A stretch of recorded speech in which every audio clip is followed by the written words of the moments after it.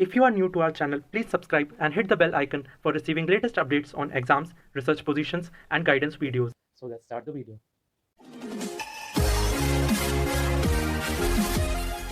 Hey guys, welcome to Inspire Chemistry. So today in this particular video I will give you another very important update related to ISAR Bhopal 2022 एडमिशन। तो IISER Bhopal का admission form release हो गया for BSMS that is integrated masters, then MSc that is 2 years MSc programme इस साल से नया start हुआ। तो MSc प्रोग्राम में भी तुम एडमिशन ले सकते हो। जो स्टूडेंट सोच रहा था कि इंटीग्रेटेड PhD में एडमिशन लेने के बाद 3 साल बाद छोड़ सकता है कि नहीं, ऐसे बहुत सारा क्वेश्चन पूछ रहा था। तो उन सारे स्टूडेंट्स के लिए जो स्टूडेंट्स इंटीग्रेटेड PhD में ज्वाइन करना चाहता था लेकिन 2 साल 3 साल बाद छोड़ना चाहता था, तो उन सारे स्टूडेंट्स के लिए MSc प्रोग्राम में एडमिशन लेना सबसे बेस्ट ऑप्शन होगा। एंड जो स्टूडेंट्स परमानेंटली वहाँ पर PhD करना चाहते हैं MSc के साथ, मतलब 7 साल का कोर्स कंप्लीट करना चाहते हैं, उन सारे स्टूडेंट्स के लिए इंटीग्रेटेड PhD सबसे बेस्ट होगा। तो कौन कौन सा कोर्स होगा है? BSMS, MSc, integrated PhD and PhD for foreign students, मतलब इंटरनेशनल स्टूडेंट्स। ओके, तो यहाँ पर मैं फर्स्ट डिस्कस करूँगा MSc स्टूडेंट्स के लिए। तो MSc एडमिशन को क्लिक करते हैं यहाँ पर जो ऑप्शन है, तो उसके बाद यहाँ पर MSc का पूरा जो डिटेल्स ये पेज में फॉरवर्ड हो जाओगे एंड यहाँ पर सारे डिटेल्स तुम्हें 1 बाय 1 पता चल जाएगा। तो फर्स्ट देखो यहाँ पर जो दिया है कि MSc प्रोग्राम जो लॉन्च किया गया, तो ये एक ही बार एडमिशन होता है। जुलाई और अगस्त जो सेशन होता है जनरली यूनिवर्सिटीज़ और IITs में भी सेम जुलाई अगस्त सितंबर इस टाइम पे एडमिशन होता है जैम रिजल्ट आने के बाद। तो यहाँ पर भी जैम के बेसिस पे ही मतलब सिलेक्शन होगा for chemistry and mathematics, but for biological science ये जैम के बेसिस पे नहीं होगा, तुम्हारा एकेडमिक रिकॉर्ड के बेसिस पे मतलब शॉर्ट लिस्ट होगा। उसके बाद तुम्हारा फाइनल इंटरव्यू और रिटन टेस्ट के थ्रू फाइनल सिलेक्शन होगा। सारे डिटेल्स मैं डिस्कस करूँगा वीडियो में, तो वीडियो को एंड तक ज़रूर देखना। यहाँ पर इंटीग्रेटेड PhD एंड MSc के लिए थोड़ा डिस्कस करूँगा एंड तुम्हें पता चल जाएगा कि कौन कौन सा स्टूडेंट को अप्लाई करना चाहिए एंड इसका सिलेक्शन प्रोसीड्योर, एप्लीकेशन प्रोसीड्योर कैसे होता है, क्या क्या इंपॉर्टेंट थिंग्स तुम्हें ध्यान में रखना चाहिए, ये सारे इंपॉर्टेंट थिंग डिस्कस करूँगा। सो वीडियो को एंड तक देखो एंड फ्रेंड के साथ भी शेयर करो। तो देखो जो MSc प्रोग्राम है, तो यहाँ पर नोटिस फॉर MSc प्रोग्राम करके जो ऑप्शन है इसको क्लिक करके डाउनलोड करके भी देख सकते हो। यहाँ पर इंपॉर्टेंट डेट्स वगैरह सब कुछ मेंशन है। तो देखो यहाँ पर कौन कौन सा सब्जेक्ट के लिए MSc प्रोग्राम है? Biological science, chemistry and mathematics. Physics के लिए MSc प्रोग्राम नहीं है, ठीक है। तो देखो यहाँ पर केमिस्ट्री के लिए अभी लिंक स्टार्ट नहीं हुआ। क्लिक हेयर करके जो केमिस्ट्री के ABC करके दिया है, फर्स्ट वाला जो पॉइंट है 1 पॉइंट का जो A है बायोलॉजिकल साइंस के लिए, तो क्लिक हेयर करके ऑप्शन है, तो ये मतलब लिंक एक्टिव हो गया बायोलॉजिकल साइंस के लिए MSc प्रोग्राम में, तुम अभी अप्लाई कर सकते हो। लेकिन केमिस्ट्री के लिए देखो क्लिक हेयर जो ऑप्शन है वो अभी ब्लू कलर में नहीं आया, मतलब ये लिंक एक्टिव नहीं हुआ, कुछ दिन बाद हो जाएगा अराउंड 2-3 डेज के अंदर। एंड मैथमेटिक्स के लिए भी एक्टिव हो गया। तो देखो फर्स्ट जो इंपॉर्टेंट थिंग है, अप्लाई करने के बाद तुम्हारा जो एप्लीकेशन फॉर्म है उसको प्रिंट आउट निकालना है, उसके ऊपर तुम्हारा कलर फोटो एफिक्स करना है, चिपकाना है एंड सेल्फ अटेस्टेड करके इंटरव्यू के टाइम में लेकर जाना पड़ेगा। उसके साथ तुम्हारा जो क्लास 10th से लेकर जितना तक तुम्हारा MSc मतलब MSc में एडमिशन कर मतलब एप्लीकेशन कर रहे हो, मतलब BSc तक तुम्हारा रिजल्ट होगा, तो 10th level 12th level and BSc level तक तुम्हारा जितना मार्कशीट एंड सर्टिफिकेट्स है एडुकेशन रिलेटेड, एकेडमिक रिलेटेड, सबको प्रिंट आउट निकालना, मतलब जेरोक्स करना, सेल्फ अटेस्टेड करके इंटरव्यू के टाइम में लेकर जाना। एंड एक इंपॉर्टेंट थिंग, उसके साथ ओरिजिनल डॉक्यूमेंट्स भी लेकर जाना, ठीक है। तुम्हारा जो प्रिंट आउट और सेल्फ अटेस्टेड वाला कॉपी वो सबमिट कर लेगा एंड तुम्हारा ओरिजिनल डॉक्यूमेंट्स भी लेकर जाना कि क्रॉस चेक करे तो फिर हेल्पफुल होगा, ठीक है। सारे ओरिजिनल डॉक्यूमेंट्स साथ में लेकर जाना। उसके साथ देखो ये जो सारे ऑल द डेट्स एंड जो कुछ भी मतलब जो इम्पोर्टेंट न्यूज़ वगैरह जो कुछ शेयर किया जाएगा ऑफिशियल वेबसाइट में, तुम फॉलो करना, सब कुछ मिल जाएगा। जो इंटरव्यू होगा, जो स्क्रीनिंग टेस्ट होगा, ठीक है, ये सारे थिंग्स ऑफिशियल वेबसाइट के थ्रू होगा, ठीक है। तो ऑफिशियल वेबसाइट फॉलो करना। उसके बाद देखो एसेंशियल क्वालिफिकेशन। तो एसेंशियल क्वालिफिकेशन में दिया है मतलब क्या क्या मिनिमम क्वालिफिकेशन होना चाहिए। तो जो स्टूडेंट्स यहाँ पर MSc के लिए एडमिशन लेना चाहते हैं, तो उन सारे स्टूडेंट्स को मिनिमम 60% मार्क्स होना चाहिए BSc में, और CGPA के बेसिस पे 7 आउट ऑफ 10 होना चाहिए, ठीक है। तो परसेंटेज के बेसिस पे 60% एंड CGPA और CPI के बेसिस पे 7 आउट ऑफ 10 होना चाहिए, ठीक है। बहुत सारे यूनिवर्सिटीज़ एंड इंस्टीट्यूट में, जैसे JNCSR में पहले था 8 ग्रेड में, मतलब आउट ऑफ 8 ग्रेड देता था, अभी 10th पॉइंट में देता है JNCSR में भी। और फॉरेन कंट्रीज़ में, बहुत सारा फॉरेन कंट्रीज़ में out of 6, out of 8, out of 4 ऐसे देता है। तो उन सारे ग्रेड पॉइंट को आउट ऑफ 10 में कन्वर्ट करना होगा। तो यहाँ पर फॉर्मूला भी दिया है। तो आउट ऑफ 10 फॉर्मेट में मतलब 10 पॉइंट स्केल में मतलब कन्वर्ट करने के लिए क्या करना होगा, CGPA divided by CPI of 10 into 10 divided by point scale, मतलब 10 पॉइंट 8 पॉइंट जो स्केल है। तो ये जो फॉर्मूला अप्लाई करके सारे जो 8 पॉइंट स्केल में है तो 10 में कन्वर्ट होगा करना होगा, 4 पॉइंट स्केल में है तो 10 में कन्वर्ट होगा एंड पुट करना पड़ेगा। ठीक है, तो मतलब 10 पॉइंट स्केल में तुम्हारा CGPA या फिर CPI पुट करना होगा या फिर परसेंटेज वाइज तुम्हें पुट करना होगा। ठीक है, तो 60% होना चाहिए फॉर परसेंटेज बेसिस, CPI और CGPA बेसिस पे 7 होना चाहिए आउट ऑफ 10। उसके बाद जो कौन कौन सा सब्जेक्ट के लिए अप्लाई कर सकते हैं, मतलब MSc प्रोग्राम है biological science, chemistry and mathematics. तो यहाँ पर देखो केमिस्ट्री के लिए मैं ऑप्शन क्लिक करता हूँ तो केमिस्ट्री रिलेटेड सारे डिटेल्स आ गया MSc प्रोग्राम का।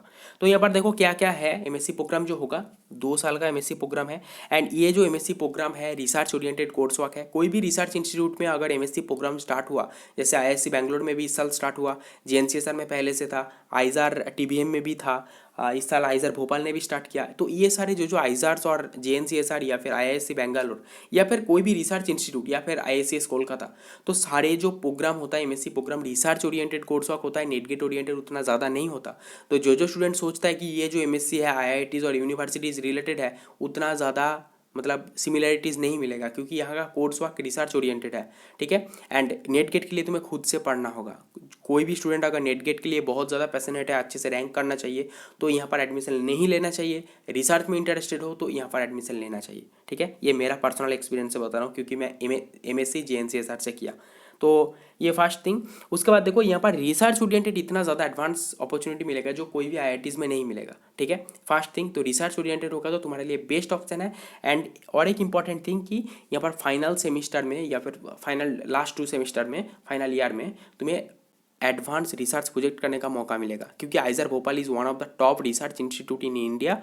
एंड यहाँ पर कोई भी अच्छा प्रोफेसर के ग्रुप ज्वाइन करने के बाद तुम्हें रिसर्च प्रोजेक्ट अच्छा करने का मौका मिलेगा। एंड रिसर्च ग्रुप के साथ मतलब advance thing discussion and advance things के ऊपर रिसर्च प्रोजेक्ट करोगे तो तुम्हारा प्रोफाइल और भी ज़्यादा बिल्डअप होगा। तो फॉरेन PhD मिलने के लिए या फिर कोई भी US UK या फिर इंडिया में कहीं पर भी एडमिशन मिलने के लिए PhD में बहुत ज़्यादा हेल्पफुल होगा एंड रिकमेंडेशन भी अच्छा मिल जाएगा। ठीक है, उसके बाद course structure research oriented course work होगा एंड लास्ट ईयर में तुम्हारा रिसर्च प्रोजेक्ट होगा, हैंड्स ऑन ट्रेनिंग जो बोलता है इसके बेसिस पे। ठीक है, उसके बाद एलिजिबिलिटी मैं पहले डिस्कस कर दिया, परसेंटेज वाइज 60% एंड CGPA और CPI वाइज 7 होना चाहिए। एंड जो शॉर्ट लिस्ट होगा जैम रिजल्ट के बेसिस के ऊपर, मतलब तुम्हारा जो जैम रैंक मतलब जो 2022 का जैम रैंक ओनली वैलिड होगा। तो जैम रैंक और जैम रिजल्ट जो होगा तो उसके बेसिस पे एंड तुम्हारा जो एकेडमिक रिकॉर्ड है BSc result, 12th result, 10th result, इसके बेसिस पे तुम्हें शॉर्ट लिस्ट किया जाएगा। एंड देन फाइनल सिलेक्शन होगा इंटरव्यू और रिटन टेस्ट के थ्रू। जनरली इंटरव्यू के थ्रू ही होगा, 15 मिनट्स और 30 मिनट्स का इंटरव्यू होगा पर स्टूडेंट, देन शॉर्ट लिस्ट किया जाएगा। तो ये है कुछ इंपॉर्टेंट थिंग एंड कुछ नोट करके ऑप्शन लिखा है कि ईमेल के थ्रू तुम्हें कांटेक्ट किया जाएगा। अगर तुम शॉर्टलिस्ट हुआ तो तुम्हें ईमेल किया जाएगा या फिर ऑफिशियल वेबसाइट फॉलो करना, वहाँ पर लिस्ट आता है कौन कौन सा स्टूडेंट सिलेक्ट हुआ। या फिर तुम्हें सपोज तुम्हें इंटरव्यू का स्लॉट, टाइम स्लॉट, कौन सा टाइम में तुम्हारा इंटरव्यू होगा, ये सारे थिंग्स ईमेल के थ्रू बता दिया जाएगा। अगर तुम सिलेक्शन हो गया तुम्हारा ऑफर लेटर आएगा ईमेल के थ्रू। तो अदरवाइज तुम वेबसाइट फॉलो करो एंड ईमेल फॉलो करो। ये है कुछ इंपॉर्टेंट पोर्शंस जो तुम्हारे लिए मतलब बहुत ही हेल्पफुल है। एंड जैम के बेसिस पे एंड तुम्हारा एकेडमिक रिकॉर्ड के बेसिस पे तुम्हारा सिलेक्शन होगा। तो जैम रिजल्ट इस साल मतलब हर साल आता है मार्च का 3rd वीक में, 20 मार्च या फिर 21 मार्च, 22 मार्च इस टाइम पे। तो वेट कर जाओ कुछ दिन, जैम रिजल्ट आने के बाद एप्लीकेशन फॉर्म फिलअप करना तो तुम्हारे लिए अच्छा होगा क्योंकि जैम रैंक एंड तुम्हारा एकेडमिक रिकॉर्ड के बेसिस पे सिलेक्शन होगा। तो जैम रैंक आएगा 3rd week of March and इसका जो लास्ट डेट है 7th ऑफ अप्रैल। ठीक है, तो 1st वीक ऑफ अप्रैल तक तुम्हारा लास्ट डेट है। तो लास्ट वीक ऑफ मार्च तुम एडमिशन मतलब एप्लीकेशन फॉर्म फिलअप करना ताकि तुम्हें जैम रैंक भी पता चल जाएगा एंड तुम्हारे लिए हेल्पफुल भी होगा। ठीक है, इंपॉर्टेंट जो डेट्स है 7th of April last date. Okay, तो ये हो गया मतलब फिजिक्स केमिस्ट्री के लिए। तो उसके बाद देखो यहाँ पर फिजिक्स के लिए भी है, सॉरी मैथमेटिक्स के लिए भी है, फिजिक्स के लिए MSc नहीं है। तो मैथमेटिक्स के लिए भी सेम मतलब सेम एज केमिस्ट्री, यहाँ पर जैम के बेसिस पे एंड तुम्हारा जो जैम के बेसिस एंड एकेडमिक रिकॉर्ड के बेसिस पे तुम्हारा शॉर्ट लिस्ट होगा, देन फाइनल सिलेक्शन होगा रिटन टेस्ट और इंटरव्यू के थ्रू। एंड यहाँ पर भी जो परसेंटेज 60% होना चाहिए एंड CGPA 7/10 होना चाहिए, ठीक है। तो ये भी केमिस्ट्री जैसा ही है। And but for biological science, यहाँ पर बायोलॉजिकल साइंस के लिए भी ऑलमोस्ट सेम है, लेकिन यहाँ पर जैम के बेसिस पे शॉर्ट लिस्ट नहीं होगा। ये जो शॉर्ट लिस्ट होगा तुम्हारा कोई भी और भी अदर एंट्रेंस एग्जाम, JEE, जो एग्जाम होता है, या फिर तुम्हारा जो एकेडमिक रिकॉर्ड है BSc तक, 10th level 12th level and BSc level, उसके बेसिस पे तुम्हारा शॉर्ट लिस्ट किया जाएगा। देन फाइनल इंटरव्यू और सिलेक्शन के रिटन टेस्ट के थ्रू शॉर्ट लिस्ट किया जाएगा, ठीक है। बाकी सारे थिंग्स सेम है, जैसे CGPA 7/10 होना चाहिए या फिर परसेंटेज वाइज 60% होना चाहिए। तो ये सारे इंपॉर्टेंट थिंग्स यहाँ पर मेंशन है। एंड और एक इंपॉर्टेंट थिंग कि कैटेगरी वाइज 5% रिलैक्सेशन है। जैसे SC ST PWD के लिए ये 60% 55% हो जाएगा, 7 अराउंड 6 हो जाएगा, ठीक है, या फिर 6.5 हो जाएगा। तो जनरल EWS एंड OBC के लिए 60% मार्क्स होना चाहिए एंड SC ST PWD के लिए 55% मार्क्स होना चाहिए, ठीक है।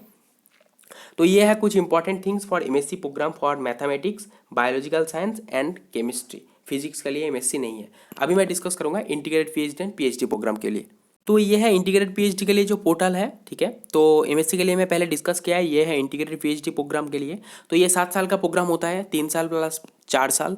तो जो स्टूडेंट्स ये सोचता है कि MS मतलब प्योरली रिसर्च करना चाहते हैं कि एक ही इंस्टीट्यूट में ज्वाइन किया MSc PhD एक साथ करना चाहते हैं, तो उन सारे स्टूडेंट्स के लिए इंटीग्रेटेड PhD बेस्ट ऑप्शन होगा। फिर भी बहुत सारा स्टूडेंट ऐसे करते हैं, ज्वाइन कर लेता है, उसके बाद छोड़ने के मतलब ऐसे सोचता है कि छोड़ देता हूँ MSc के बाद। ऐसे मत करो, क्योंकि वो डिपेंड करता है तुम्हारा सुपरवाइजर के ऊपर। एंड कभी कभी कुछ आइजर्स ऐसे बोलता है कि अगर नेट गेट है तो फिर कंटिन्यू कर पाओगे, नहीं तो नहीं कर पाओगे, ऐसे भी होता है। तो ज्वाइन करो ऐसे ये सोच के कि 7 साल कंप्लीट करने के बाद ही छोड़ूंगा। अदरवाइज प्लेन MSc प्रोग्राम में ज्वाइन करो कहीं पर भी, या फिर यहाँ पर भी MSc प्रोग्राम है आइजर भोपाल में, तो प्लेन 2 ईयर्स का MSc प्रोग्राम ज्वाइन करो। देन तुम्हारा जो करना है नेट गेट निकालो, इंडिया में PhD करो, otherwise GRE TOEFL English language test या फिर रिकमेंडेशंस के थ्रू अब्रॉड में PhD में एडमिशन ले लो, ठीक है। तो इंटीग्रेटेड PhD प्रोग्राम देखो, यहाँ पर 3 सब्जेक्ट के लिए है, केमिस्ट्री, फिजिक्स एंड मैथमेटिक्स। तो बायोलॉजिकल साइंस स्टूडेंट्स के लिए यहाँ पर इंटीग्रेटेड PhD प्रोग्राम नहीं है। तो केमिस्ट्री के लिए अभी लिंक एक्टिव नहीं हुआ, देख सकते हो यहाँ पर। मैथमेटिक्स एंड फिजिक्स के लिए एक्टिव हो गया, तो क्लिक करके जो ब्लू कलर का ऑप्शन है इसको क्लिक करके तुम admission form application form fill up कर सकते हो, ठीक है। तो सिमिलरली MSc जैसे ही यहाँ पर जो मेन इंपॉर्टेंट थिंग है तुम्हारा परसेंटेज, जो मार्क्स बैचलर्स में ओवरऑल परसेंटेज 60% होना चाहिए for general EWS and OBC।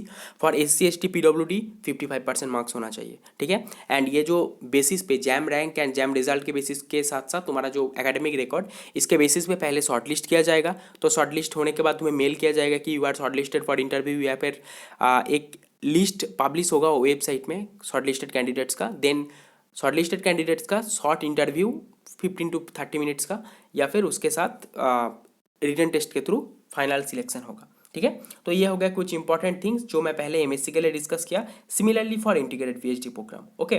तो ये जो लास्ट डेट है इसका भी लास्ट डेट है 7 अप्रैल। तो सिलेक्शन प्रोसीड्यूर क्या है, academic record and jam result के बेसिस पे शॉर्ट लिस्ट किया जाएगा, देन रिटन टेस्ट और इंटरव्यू के थ्रू फाइनल सिलेक्शन होगा, ठीक है। एंड इसका लास्ट डेट 7 अप्रैल। तो वेट करो, जैम रिजल्ट आने के बाद लास्ट वीक ऑफ मार्च तुम अप्लाई करो। मेरे विशेष पे ये मतलब होना चाहिए, क्योंकि जैम रैंक एक बहुत वाइटल रोल प्ले करता है। तो जैम रिजल्ट आने के बाद ही अप्लाई करो, ठीक है। तो ये मैथमेटिक्स के लिए भी सेम एंड फिजिक्स के लिए भी सेम, जैम रैंक के बेसिस पे एंड एकेडमिक रिकॉर्ड के बेसिस पे शॉर्ट लिस्ट, देन इंटरव्यू के थ्रू फाइनल सिलेक्शन होगा, ठीक है। तो ये है इंटीग्रेटेड PhD प्रोग्राम का, लास्ट डेट है April 7। अभी मैं डिस्कस करूंगा PhD के लिए। तो PhD प्रोग्राम के लिए मैं यहाँ पर जो ऑप्शन है क्लिक करता हूँ। PhD के लिए भी यहाँ पर देख सकते हो कि सारे डिटेल्स यहाँ पर आ गया। कौन कौन सा सब्जेक्ट के लिए PhD है, biological science, chemical engineering, chemistry, physics, mathematics, humanities and social science, earth science, economics, electrical engineering, computer science, data science engineering, ये सारे सब्जेक्ट्स के लिए यहाँ पर PhD तुम ज्वाइन कर सकते हो। तो जो स्टूडेंट्स MSc और इक्विवेलेंट MSc कोई भी कोर्स वर्क में फाइनल ईयर में है, या फिर जो कंप्लीट कर चुका है एमएससी के लिए भी, बीएससी फाइनल ईयर में है या फिर बीएससी कंप्लीट कर चुका है, उन सारे स्टूडेंट्स के लिए एक बेस्ट ऑप्शन है, मतलब अप्लाई कर सकता है। तो देखो यहाँ पर एमएससी जो कंप्लीट किया है या फिर एमएससी फाइनल ईयर में है, या फिर बीटेक जो कंप्लीट किया है बीटेक फाइनल ईयर में है, या फिर एमटेक एमई एमटेक कुछ भी किया, बीई बीटेक किया, तो उन सारे स्टूडेंट्स यहाँ पर अप्लाई कर सकता है। तो इसके लिए क्या क्या क्वालिफिकेशन होना चाहिए, तो यहाँ पर तुम क्लिक करके भी देख सकते हो। सपोज मैं केमिस्ट्री के लिए यहाँ पर जो ऑप्शन है क्लिक करता हूँ, तो यहाँ पर क्लिक करने के बाद तुम केमिस्ट्री के लिए सारे जो रिक्वायरमेंट्स चाहिए, तो रिक्वायरमेंट्स यहाँ पर तुम्हें मिल जाएगा कि क्या क्या होना चाहिए फॉर एडमिशन इन पीएचडी। तो पीएचडी प्रोग्राम के लिए भी यहाँ पर देख सकते हो कौन कौन सा स्टूडेंट, मतलब कौन कौन सा सब्जेक्ट से अप्लाई कर सकते हैं, कौन कौन सा कोर्स वर्क से, एमएस, एमएससी, एमटेक, एमबीबीएस, ये सारे कोर्स जो जो जिसने किया है। पोस्ट ग्रेजुएट कोई भी एमएससी इक्विवेलेंट डिग्री में क्वालिफाई किया, तो उन सारे स्टूडेंट या फिर फाइनल ईयर में है वो भी अप्लाई कर सकता है। तो उसके साथ क्या क्या होना चाहिए, नेशनल लेवल जो जो एग्ज़ाम है, गेट, सीएसआई, नेट, जेआरएफ, या फिर जो जो इंस्पायर या फिर यूजीसी जेआरएफ, ये सारे फेलोशिप है, तो फिर तुम अप्लाई कर सकते हो। ठीक है, GATE, CSI, NET, JRF, UGC JRF, INSPIRE, JEST, ये सारे एग्जाम्स तुम्हारा क्वालिफाई है तो फिर तुम अप्लाई कर सकते हो, क्योंकि फेलोशिप होना, मतलब फेलोशिप मिलेगा, ये सारे एग्जाम्स क्वालिफाई है या फिर तुम्हें खुद से पहले से ही फेलोशिप है कुछ, तो ही तुम अप्लाई कर सकते हो। ठीक है, तो इसके लिए तुम्हारा एमएससी में ओवरऑल 60% मार्क्स होना चाहिए for general, EWS and OBC. For SC, ST and PWD 55% marks होना चाहिए। एंड सीजीपीए का स्केल में 7/10 for general, OBC, EWS, and 6.5 और 6/10 फॉर एससी, एसटी, पीडब्ल्यूडी। तो इसका जो सिलेक्शन प्रोसीड्योर है पीएचडी का, क्या करना है, तुम्हारा जो एकेडमिक रिकॉर्ड एमएससी का, उसके साथ तुम्हारा गेट या फिर सीएसआई, नेट, जेआरएफ, या फिर यूजीसी जेआरएफ, या फिर इंस्पायर, ये सारे जो जो फेलोशिप और national level exam qualification rank है, इसके बेसिस पे तुम्हें शॉर्टलिस्ट किया जाएगा।